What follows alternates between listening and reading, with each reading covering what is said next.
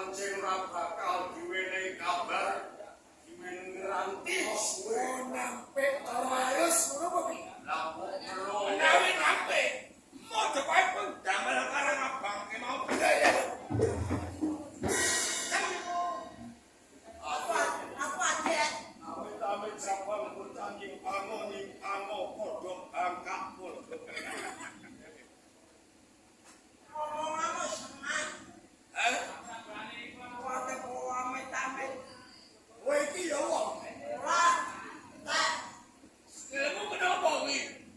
Apa karo piye? Kok bener cacat to? Oh. Sing cacat sikile. Ning liyane sikil. Lho. Lah lambemu kok ambane kaya ngono?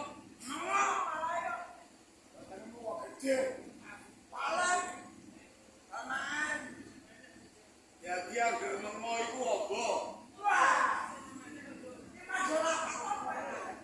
Rapat. Rapat biasmu. Ate ngomong dulu.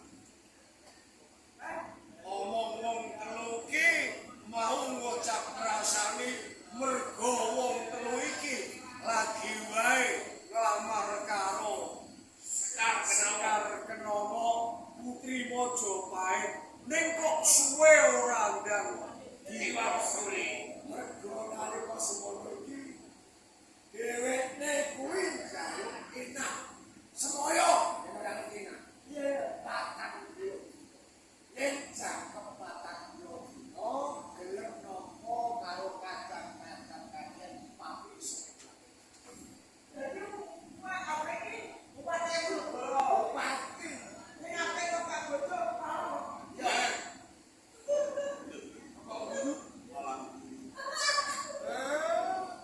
cuma iki kan bisa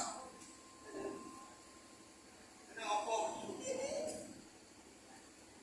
ora malah jadi lho kok bisa kaya ngono ora sida apa sebabnya aku iki jadi utusane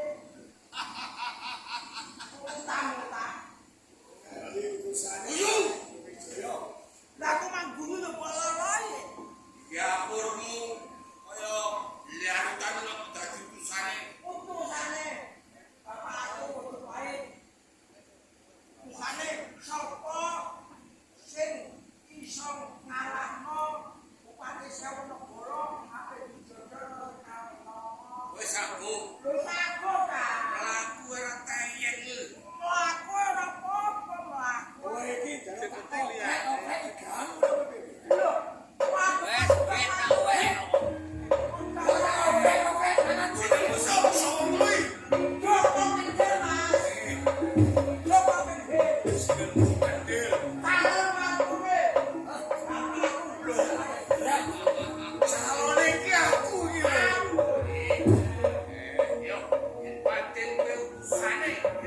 Tanding